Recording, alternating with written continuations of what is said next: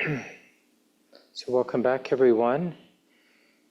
Nice to see you here in the room, having a sunny evening after all of our warnings. I know it's not over, but... So in a moment we'll do the 3 refuge chanting like we normally do at the beginning of our Buddhist Studies classes. And it's an interesting experience, especially studying the Buddhist teachings on anatta now. Because, with chanting, the idea is to be all in. And, we're putting our voice into it, we're putting our heart into it, we're thinking, we're skillfully using thinking, we're thinking about our refuge of Buddha, Dhamma, Sangha, like, oh yeah, this is a natural capacity to be awake, and I do value that. Right? There is this natural capacity to be intimate with what's moving, the activity of the mind and body, the activity of the present moment, being awake to the way it is. Yeah, I do value that. And Sangha, awakened activity, or activity, the way of relating that comes out of that intimacy. So when we do this chanting together, and then even through the sit, as I'll guide us, to just start training the mind to relate to that activity as a natural process. And to whatever degree, in those moments where it feels really personal, like we're personally embarrassed by the sound of our voice, or not being able to stay in tune with the group, or whatever you imagine, or you think you're by far the best chanter in the group. But even all of that seemingly personal activity in our mind, thoughts, feelings, to practice seeing that, understanding that as a natural process.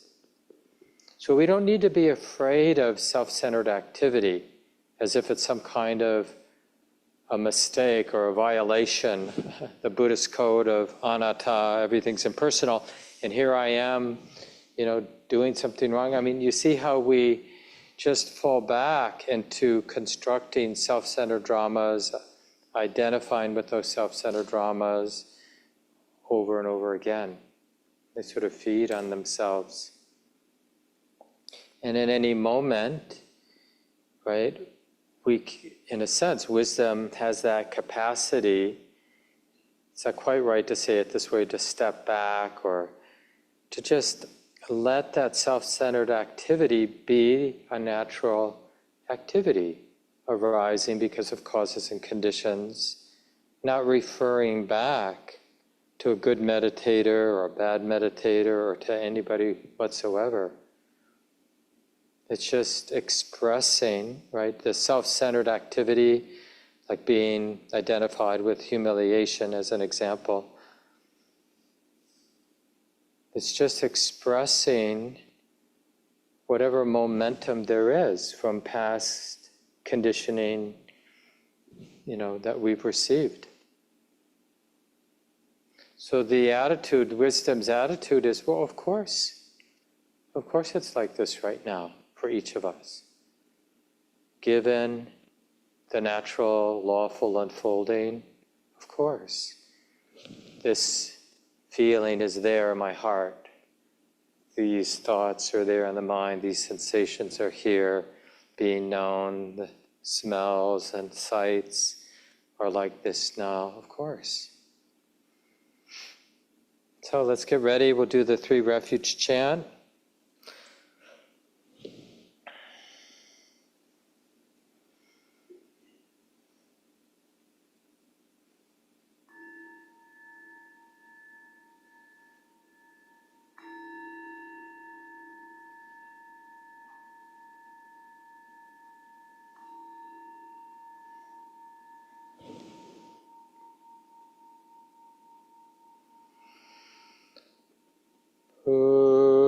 Buddhang saranang gacchami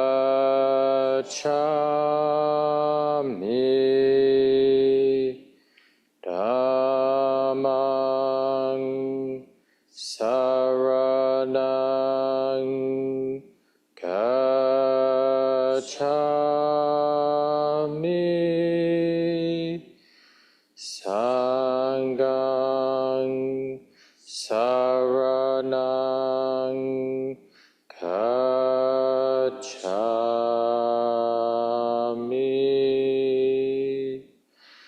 Dutiyampi Buddhang saranang gacchami,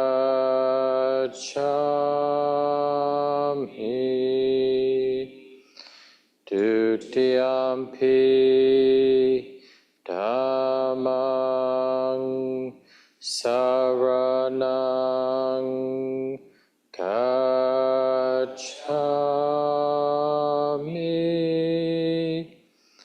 Dutiyampi sanghang saranang gacchami,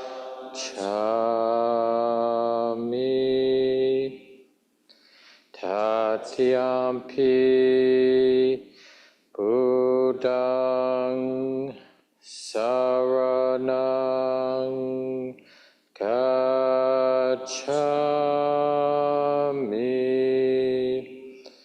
Tatiyampi Dhammang saranang gacchami, Tatiyampi sanghang saranang gacchami.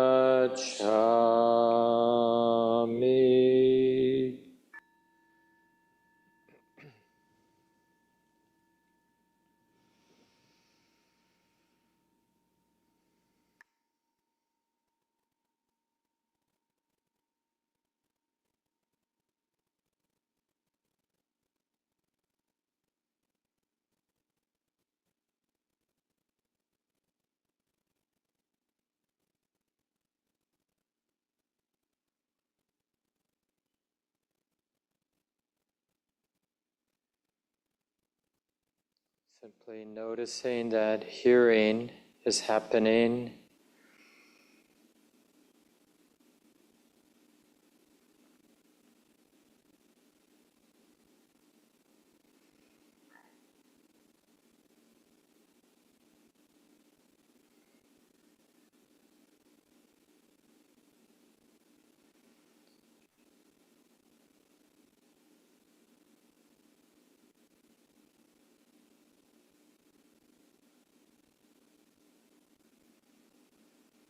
And curious about the particular effort that's required to recognize that hearing is being known.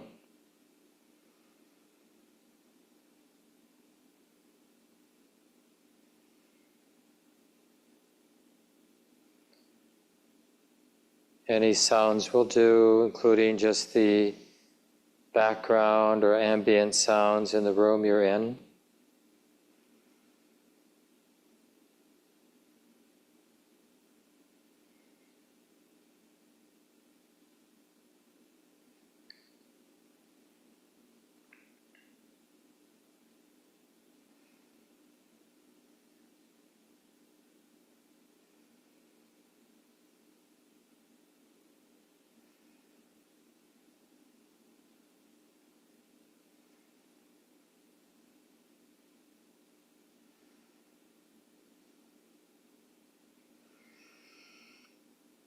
Hearing is being known, just being really clear about this simple reality that hearing, the hearing of sounds is being known.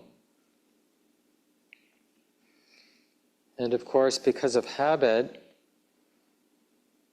the mind projects the one who's doing the hearing, me. But when we look carefully, we see that all that can really be found is hearing being known. And any of that sense of me being the one who's hearing, well, that's either just a thought being known or some constructed sense that can be known in the moment as well.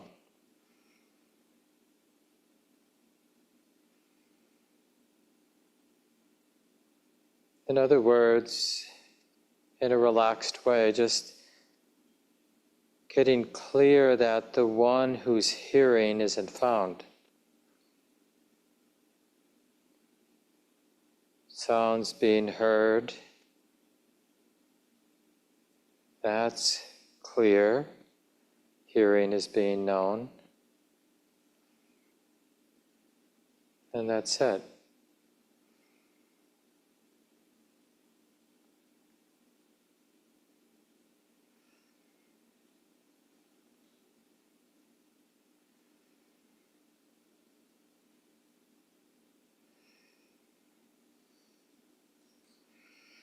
And in a related way, noticing that you're not needing, nobody's needing to make a personal effort for hearing to be known.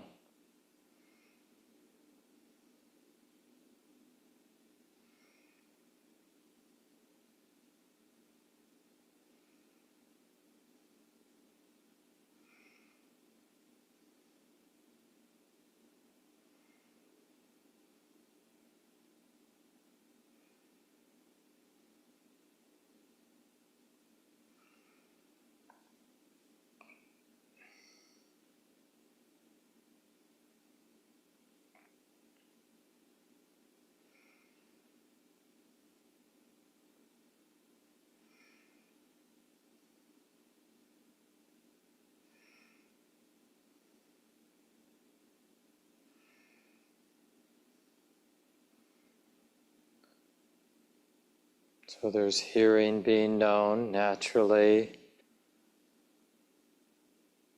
It's not like we can actually turn it on and off. We can forget or get caught up in something else and then be forgetful that hearing is being known. And in a similar way, sensations are being felt.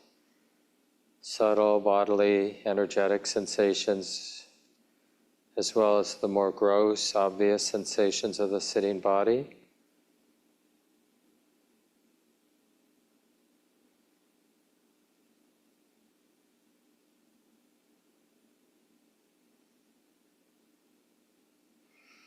Interested in the simple nature of this knowing sensation, knowing of sensation.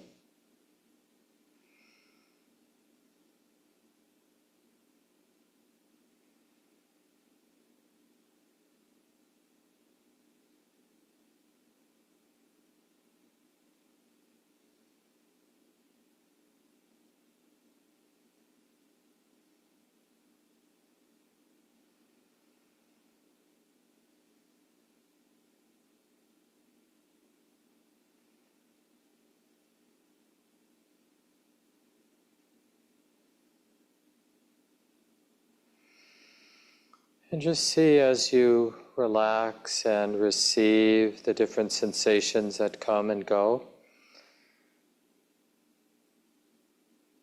There will be moments when the knowing of sensations is connected with some body image, some picture or idea of the body. But we can train the mind to keep it more simple and just feeling the spectrum of sensations that arise and are being known, just as if they're happening in space, not referring back to our idea or our mental image of the body.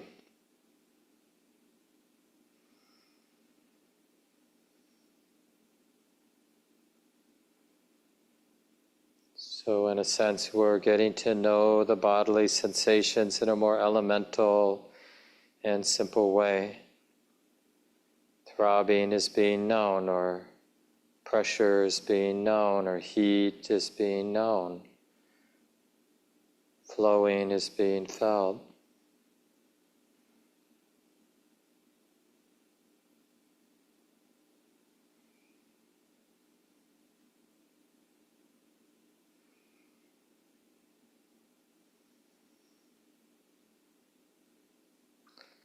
Just a dance of changing sensation being known.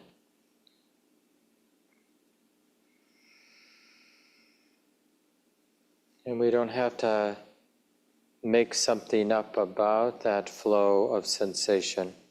Just let it be what it actually is.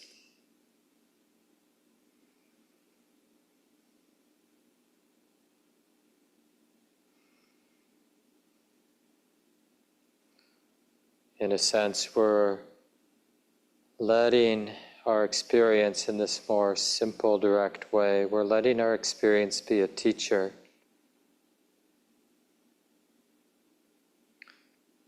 Teaching us, teaching the heart the way it is.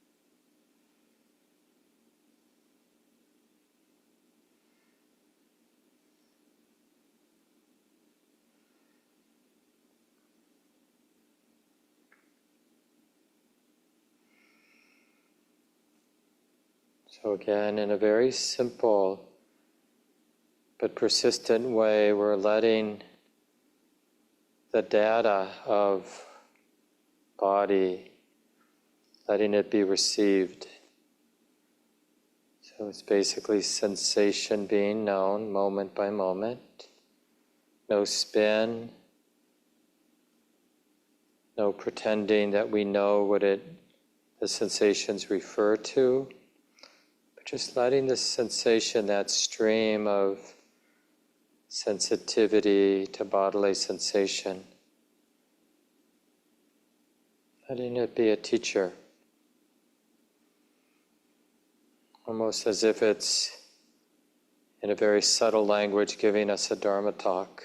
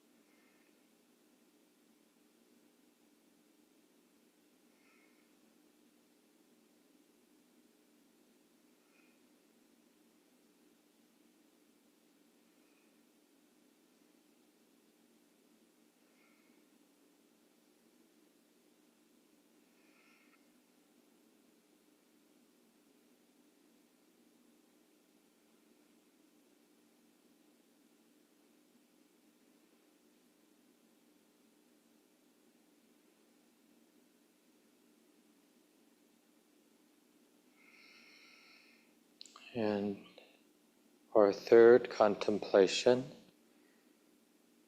is observing mental activity. And in particular, the very first moments a thought arises. So you can stay attuned to the flow of sensation in the body, but just cultivating a very pure, refined interest in the arising of a thought, whatever the thought might be, including thoughts about our practice.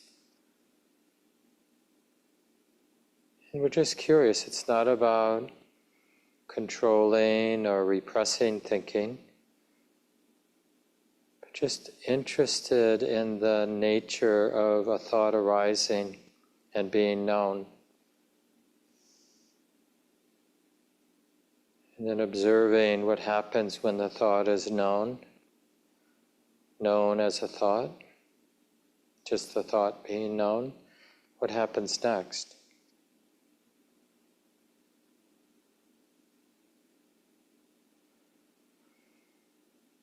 Just a pure desire to want, in a more deep way, understand the nature of thought, not pretending we already know what a thought is.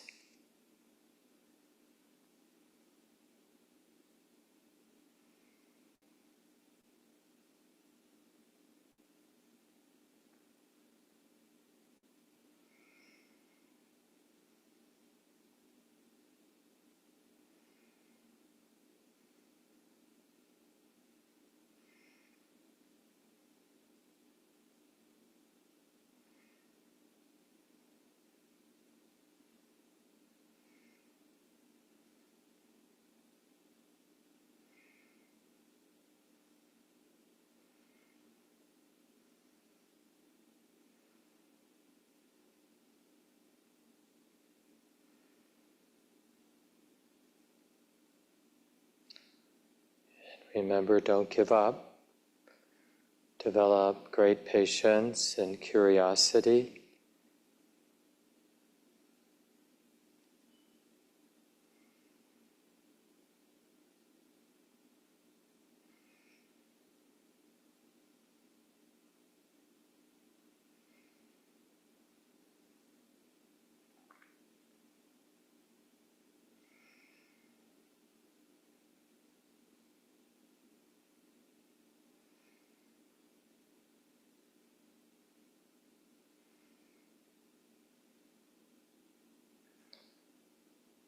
Thinking is, but no thinker is found. See if that's true in your experience.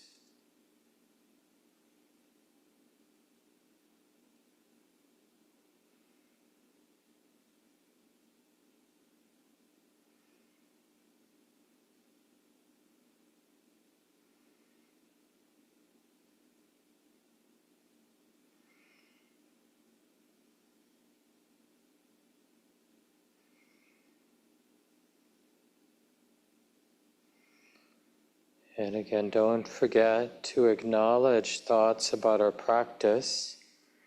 They're thoughts too.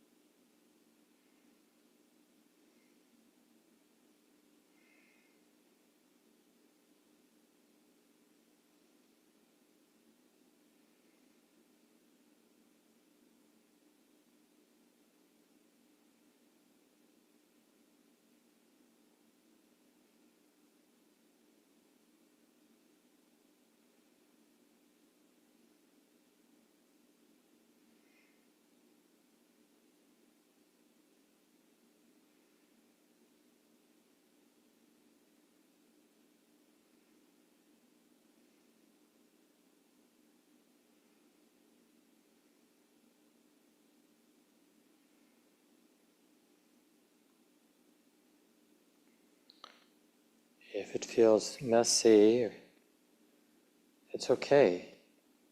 Just notice the mental activity, the thinking then, in that messiness. Thoughts arise, they're known, then they cease. And all of this can be observed. It's just subtle and not the habit of the mind to notice.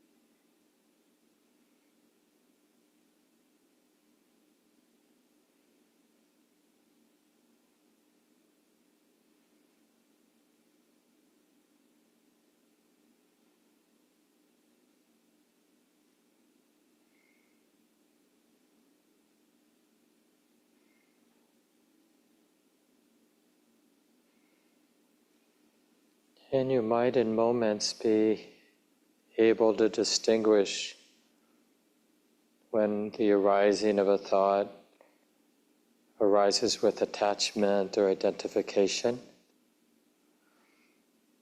In other moments, a thought arises, but there's very little identification or attachment. It's seen more as just a natural phenomena, not you doing the thinking so much, but just the thought being known. So see if you can discern or get clear about that distinction, thought with identification, thought without identification.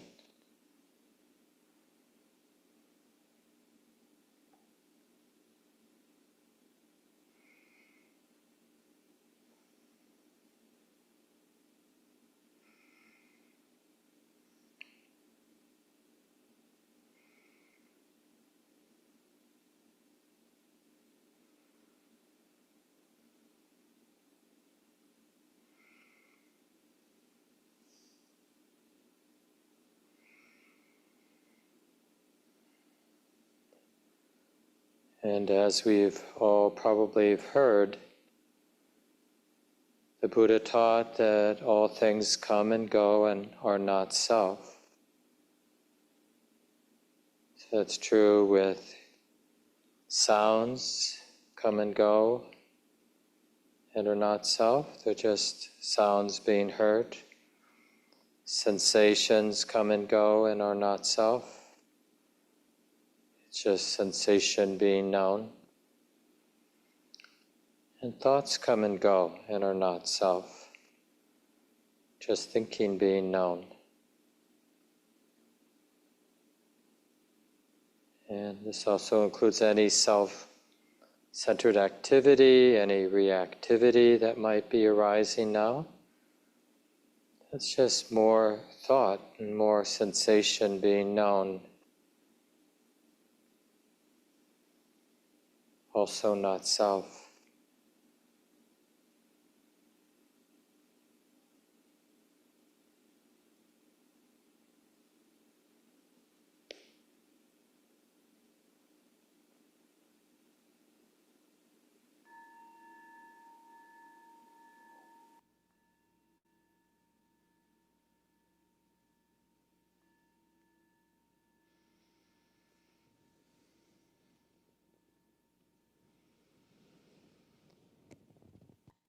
Take a little time, stretch some if that feels right.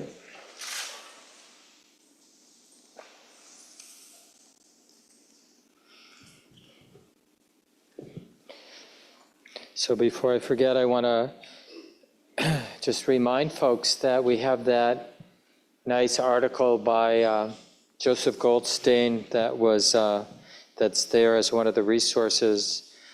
And the guided meditations are really being drawn from that article. I mean, he makes it as a 9-minute activity, three-minute reflections on anatta, with hearing, with bodily sensations, and with thoughts.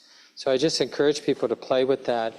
Besides your formal sitting time, just find a time during the day to do that reflection, before a meal, for example, or after you eat, or it's kind of nice to do it in more ordinary contexts, not just in your formal sitting time.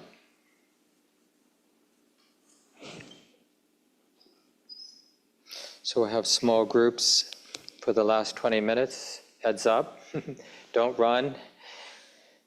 We want everyone to stay and participate. Remember, you can always pass, but it's part of the training, actually, in the Buddhist Studies courses to, practice, to do our study with the time that we have to do study, and then ground the study in our formal sitting practice or formal walking practice, and then to share what we've been learning in our small groups as best you can, or to share your doubts or confusion that you have in the small groups.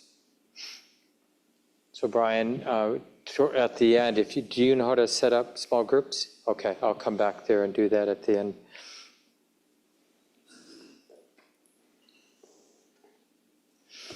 So if any of your friends ask you about this course and they say, well, what is anatta? Remember the answer is, this is anatta. So you don't want to think about it as some abstraction or something out there. But we've been living, breathing, swimming in anatta, in not self. So it's such a relief, because otherwise it can feel, from the way our minds are conditioned to take things personally, to interpret that way or project that reality on our experience.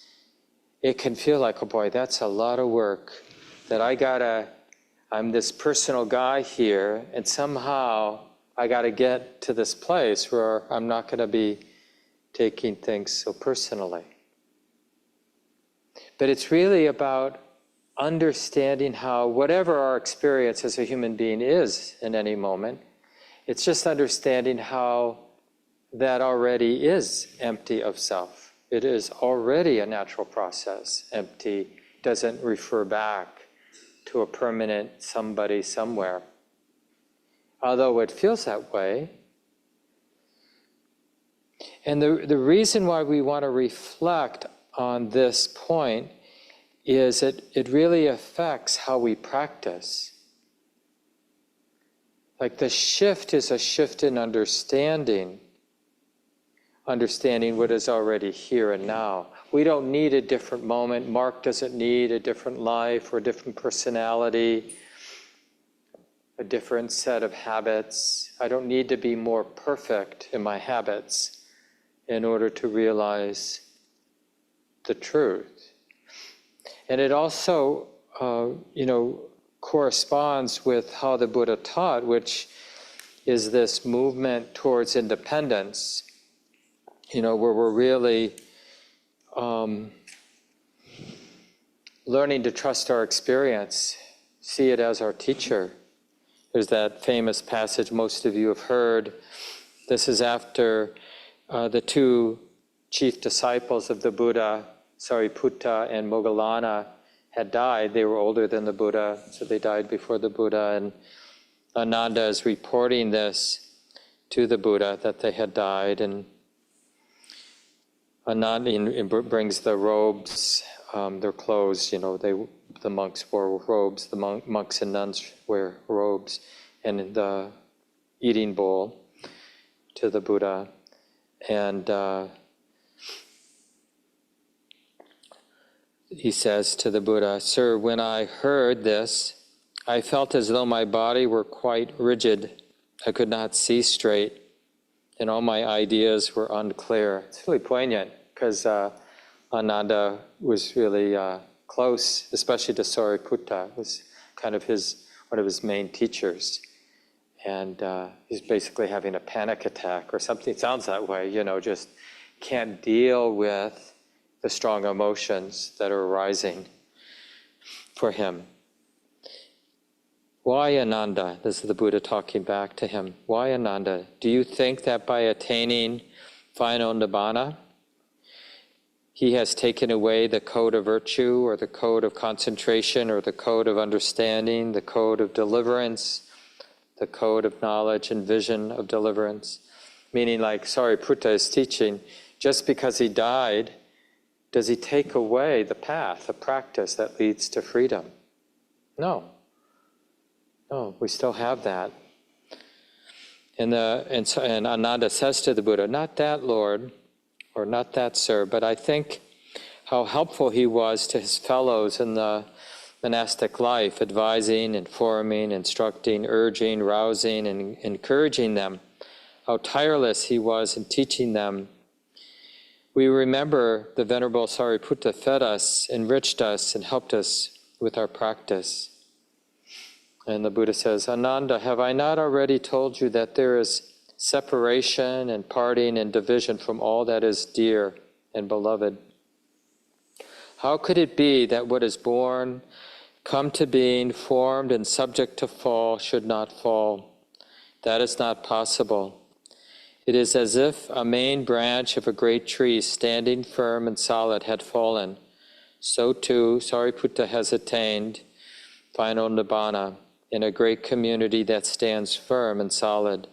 How could it be that what was born, come to being, formed and bound to fall should not fall? That is not possible."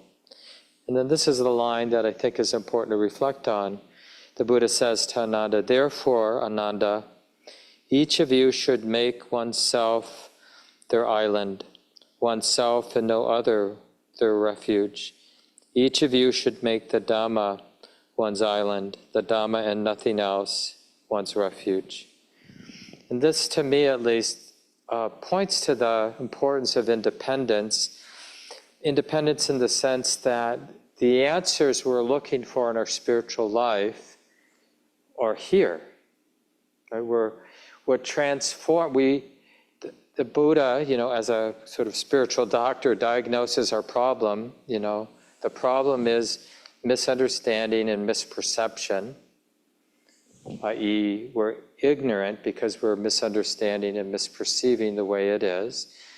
And so the cure involves cultivating a heart that can see clearly. What do we need to see clearly? Well, this, our own subjective experience. We don't need to go someplace for a particular experience to open to or see clearly, right? Because the truth we need to awaken to is always right here, right now. And like only in this moment, here and now. And that also, like when we reflect on that, that should make us feel good. Because how it is, it's very easy in spiritual circles to feel like, well, I guess I've got the second or maybe the third-rate Dharma center, not the first-rate, not the best teacher, not the best instructions, not the best community, that's the one over there. But it's just my karma to be, we always, or, like I started really late in life, not when some of you look so young, started early, and we just lament, oh, I'm already this old, it's probably too late for me. Or we point out some aspect of our personality, I'm really a restless type, or I've got knees that can't sit comfortably, or I've got a lot of obligations in my life, I'm taking care of my parents, and they need, so we have all these things we lament, and we just presume that, what would allow me, the experience I need is somewhere over here, the way that I'm constructing it in my mind. So we always miss the point. So when the Buddha says, we have to take this as our island, nothing else, he's really talking about like understanding we have what we need. Yeah, it's really helpful to have the encouragement from our teachers. There's no doubt about it. And the encouragement we get from being in community with other people who are interested in the practice. It'd be very hard, generally speaking, for us to dig in to the path, to practice, without the supports of teachings and teachers and community. But still, the point is, the realization of anicca, dukkha, anatta, which is just the Buddhist code for the way it is. The fluid, unfixed, ephemeral, incapable of satisfying, and impersonal reality that's here. It's always here.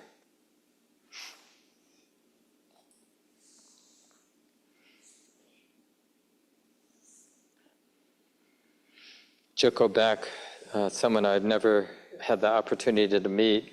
I spoke briefly with her on the phone once, but never got to do practice with. She's passed away now, but she said once, the only thing we can trust is that things are the way that they are, and that's enough. I like that.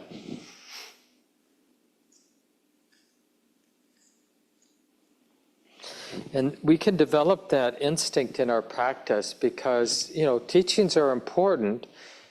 And any moment where we notice we're confused or we have a sense that we've been bad, following some habit energy that's not for my well-being or anybody's well-being, and then there's sort of the arising of reaction, like, Mark, get your act together.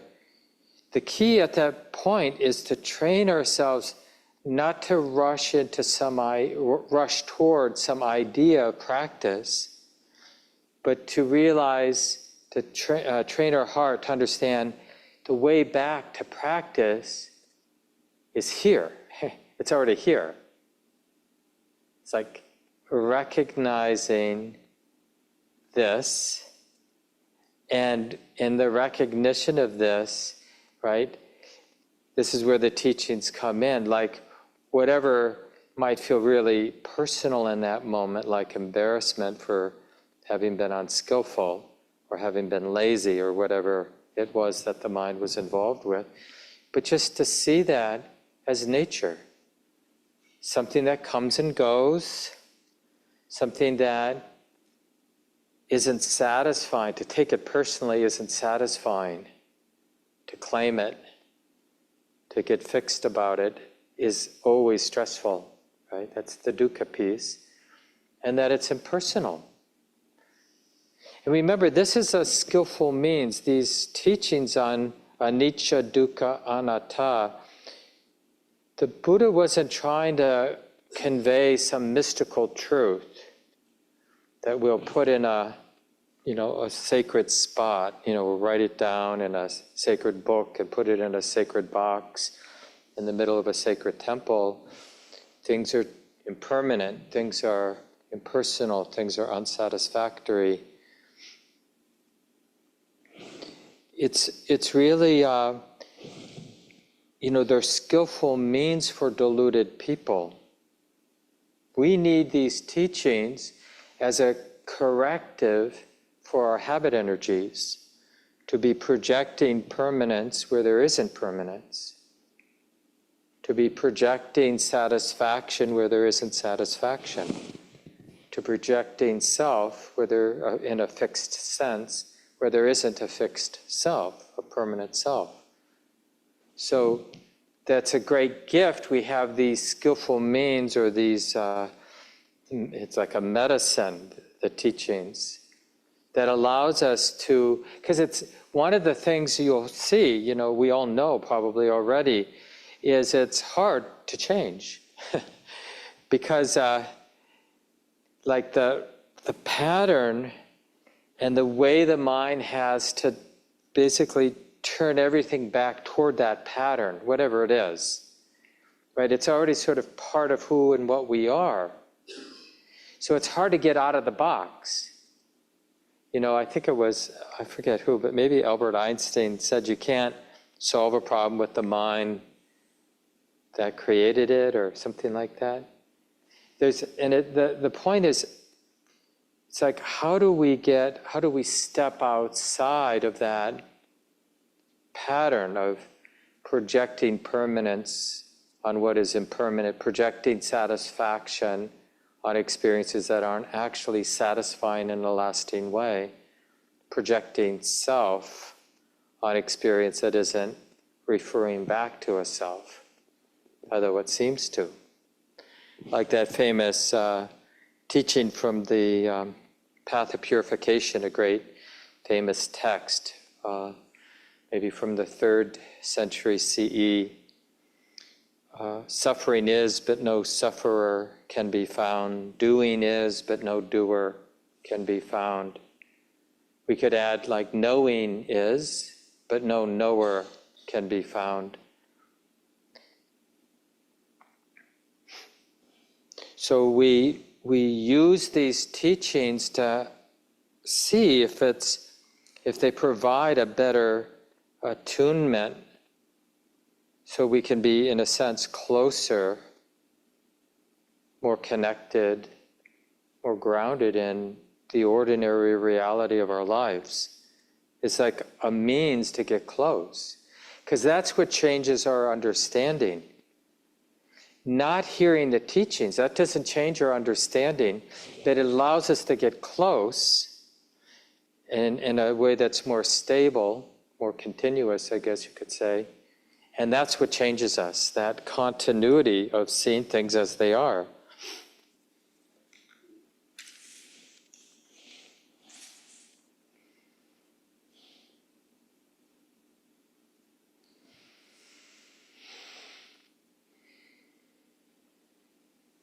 I think I read this passage last week, just this small section I wanted to repeat. Getting free from the conceit that I am. This is the greatest happiness of all. So this is important. It's like the feedback mechanism that will help us with these teachings is actually the flavor of freedom itself. And I often say this, there's that natural integrity in our practice. Like the Buddha says, it's good in the beginning, good in the middle, good in the end. What he means is that there's this taste of release, this taste of freedom. And so, and it's essential. It's even essential, forget about sort of the deeper teachings from the Buddha, but just general spiritual teachings around, the value, the skillfulness of generosity and the skillfulness of non-harming. These are sort of universal spiritual teachings, right?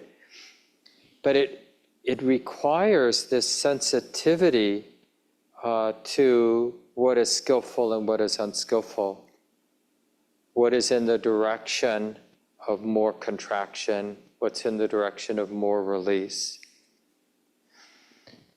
Because even when we're doing something that's unskillful, just on a gross level, so it's not about even taking something personally, but we're actually causing ourselves and others harm, even if we're on the surface unaware of the harm we're setting in motion, that habit in the mind to be unaware is also heavy. It's also a contraction. So, you might think that somebody who's doing a lot of harm in the world, but they seem oblivious, is somehow like, oh, they're getting away with it. They're being really bad, but they don't seem burdened by their badness. That doesn't seem right. But you could just see in your own life, is that actually possible? In a Buddhist understanding, actually, not knowing that your actions are unskillful is even more toxic, more heavy, the karma of that. So if you're going to act out in a way that causes you and others harm, it's better to know you're doing it than to be unaware that you're doing it. You don't get away with anything in this world. Because on some level, like even if the mind isn't discerning what's going on some level, it's being understood. It's affecting the energy. And I don't mean that in a magical kind of way. It's really just, you could sense it, just the not wanting to be connected, the not seeing what's getting set in motion. That's stressful, to not see, to not digest, to not care enough to be listening and paying attention, to be closed off.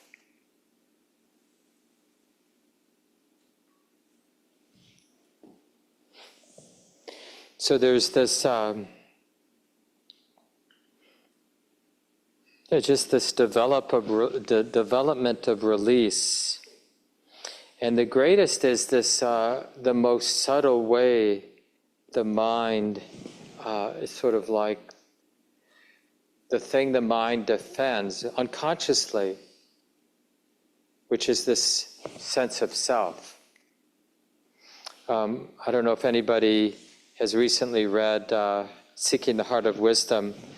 It's a wonderful book. It's probably been out for over 30 years now, written by Jack Kornfield and Joseph Goldstein. And it's just a great introduction to the path, early Buddhist teachings. So they have a chapter on the 3 characteristics that we've been studying these last 3 Buddhist studies classes. And this is a little section on selflessness or not self, anatta.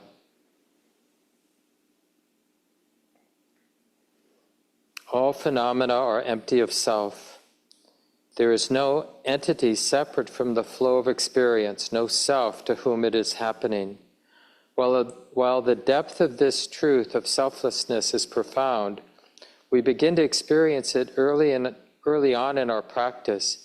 Sometimes we have the experience in meditation of the mind settling down and becoming still and quiet, and then immediately there arises a sense of fear and anxiety. And suddenly it's busy again with ideas, plans, and opinions. It is a common experience, one that happens to almost everyone. But why should a quiet mind frighten us so? This is, for some of you, this may be a relevant thing to bring up in the small groups tonight. I mean, maybe that happened to some of you where in your practice things were settling down, or you were just in a settled place contemplating some of the teachings, and the mind's perspective, the mind's understanding started to shift from the normal activity of the mind, projecting permanence, projecting satisfaction, projecting self, kind of the normal way of framing experience. That just fell away, right? And so was replaced by what the Buddha would say is, anicca, the fluid, ephemeral, changing nature comes online, that nothing is worthy of grasping, it's always unsatisfactory to grasp, and nothing is personal. Right? So that just, when the mind stops projecting, all the mind has to do is cease projecting in a way that is not in line with the way it is. And then Dhamma, the way it is, just will be what's left when the mind stops projecting wrong view, wrong understanding. And it's very common, as Jack Kornfield, who wrote this particular chapter in the book, is writing here, it's very common for fear to arise in practice. Like, whoa, even though it's like we've been reading about it, we've been studying about it, it's a sign of things unfolding appropriately, and yet, not sure I want this, right? Because there's a real attraction, just the way the mind is structured, there's a very deep attraction to what's familiar and a very deep repulsion of what is unfamiliar. I mean, it kind of makes sense, right? So that's another reason for the teachings. Like we want to get a sense of, well, both. Do I want to live a lie?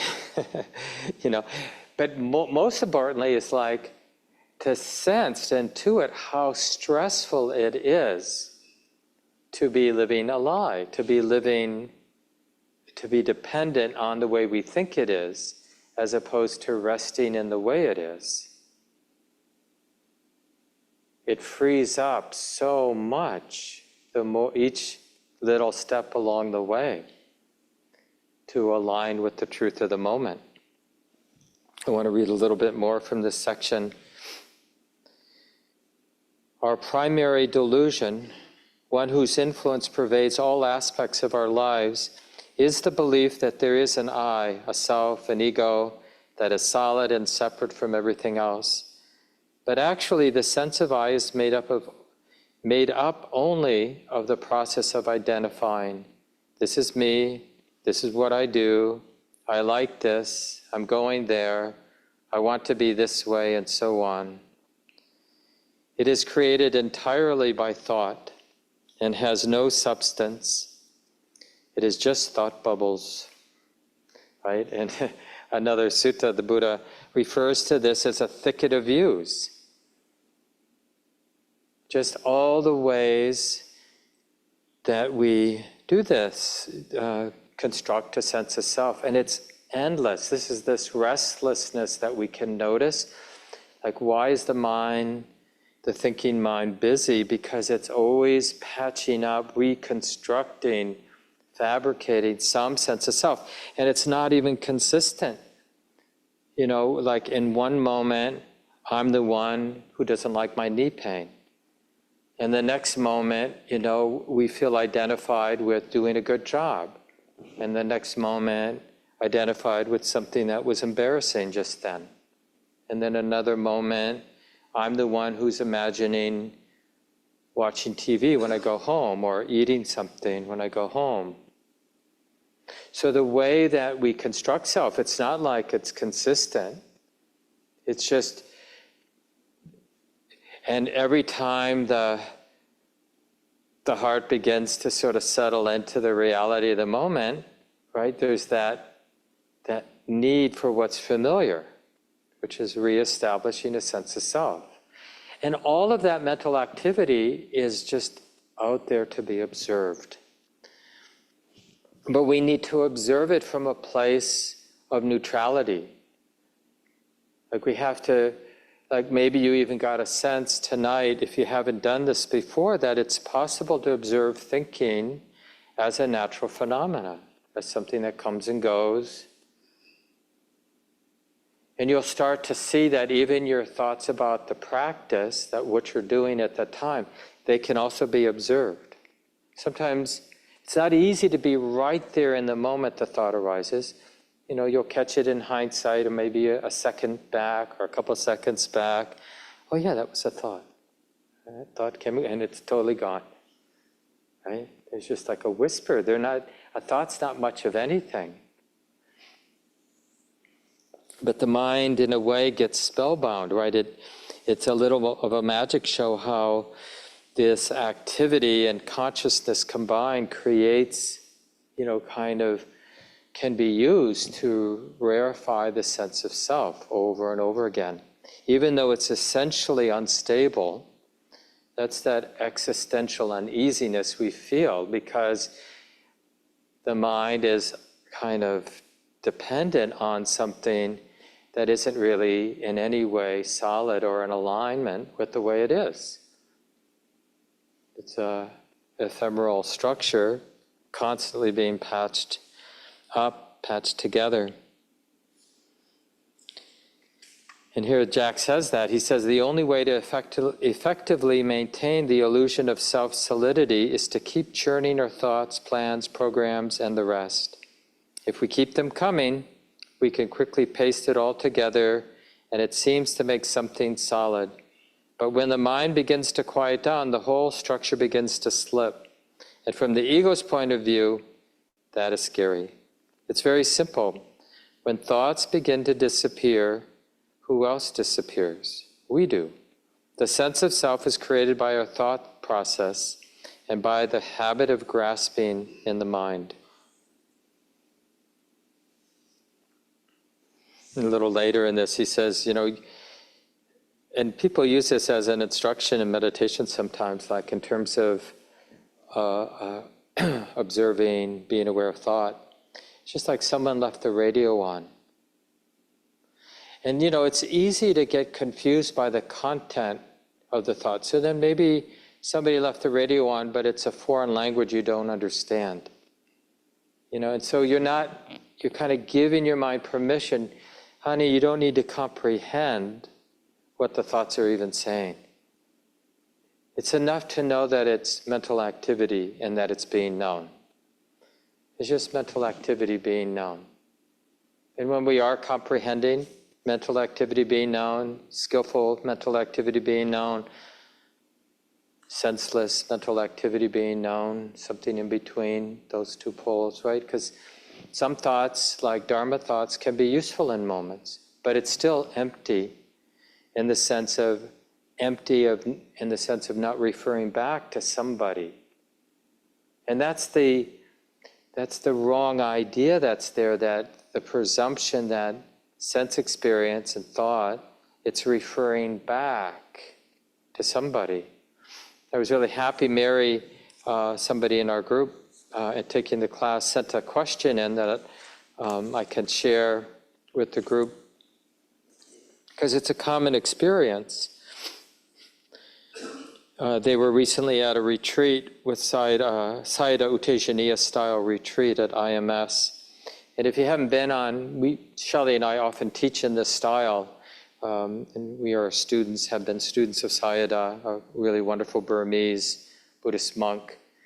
Doesn't travel as much as he used to, and not such a safe place to go and practice in Burma these last number of years. But anyway, he has great books that you can get, and I think we have tons of them around the building here.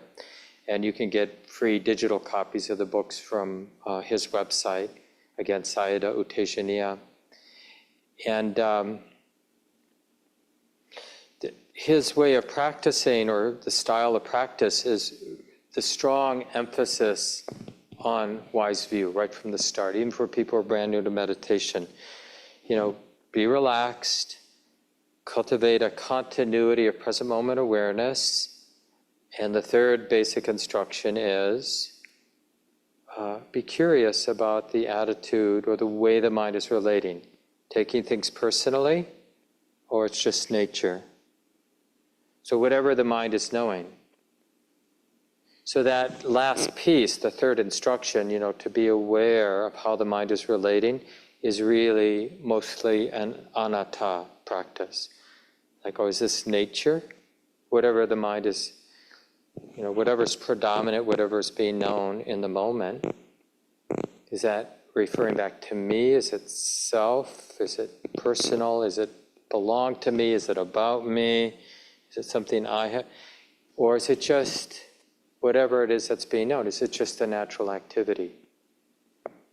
So anyway, she is explaining the experience that arose for her. I have access to a very spacious awareness at times, but these moments seem frequently offset by my being aware in my head, behind my eyes or between my ears, meaning that is the I that is aware, not awareness. And when I experience it in this way, what I can't move beyond is that the causes and conditions are my causes and conditions. But even though they are separate from awareness, they are still unique to me.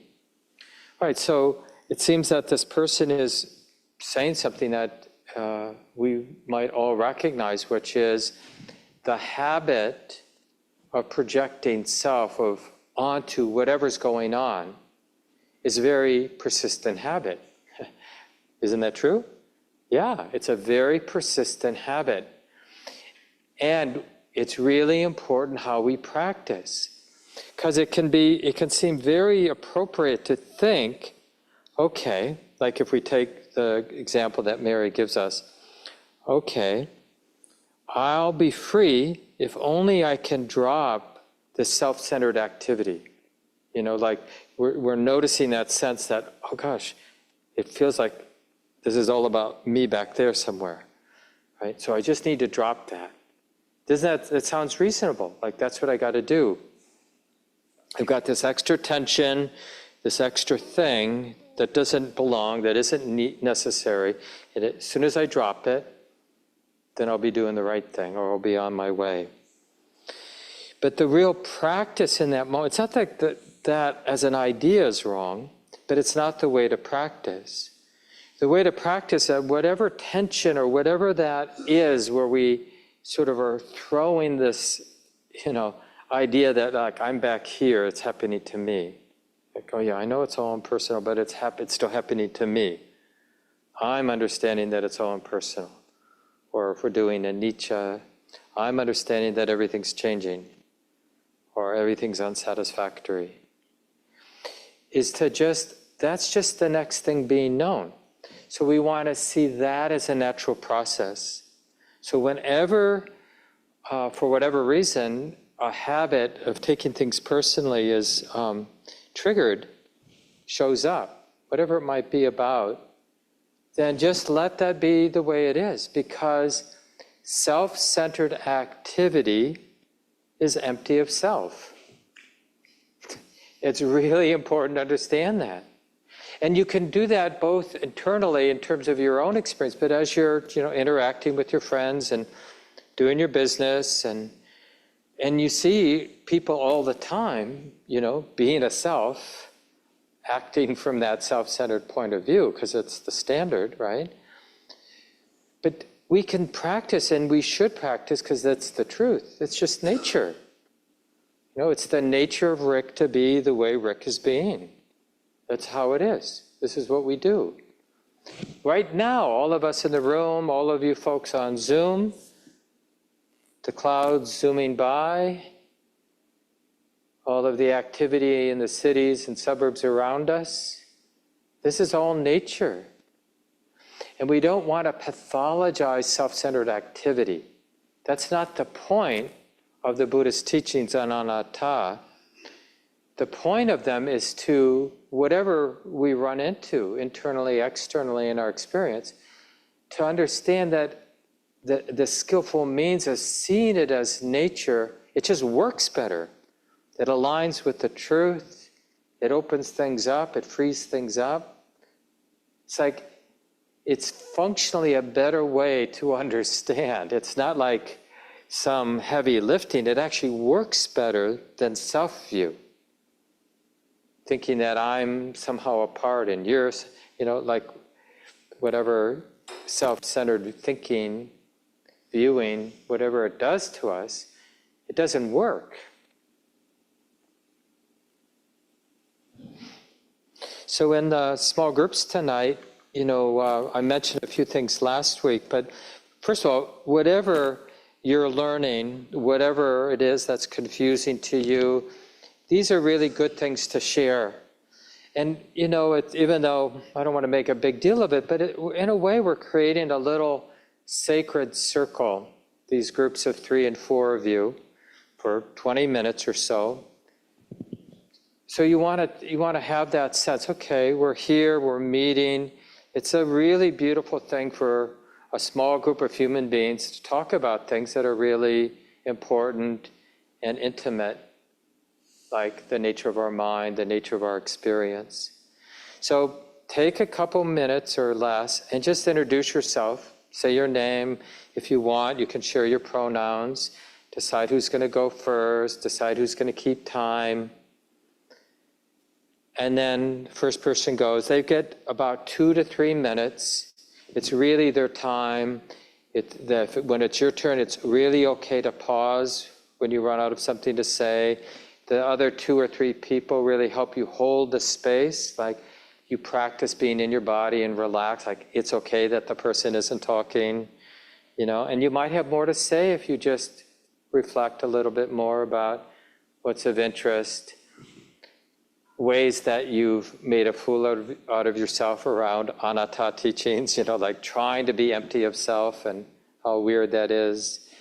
And just responding to the practice, what are you learning from the practices? What makes sense? What doesn't make sense? When have you clearly seen how the self-centered view has been really heavy, a heavy weight in your life, or clunky, didn't really work? Where have you seen naturally kind of falling away of that self-centeredness? What were the supporting causes for that falling away? So the person gets 2 to 3 minutes. The person keeping time can just give them a little, signal, so they know they need to start wrapping up. And then the next person goes, and the next person. And there should be about 5 or 7 minutes for just open conversation at the end. So that's how the small groups go.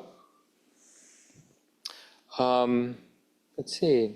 Maybe we'll go ahead and break in. So, Rick, will you divide people into groups of 3 while I do the people online here?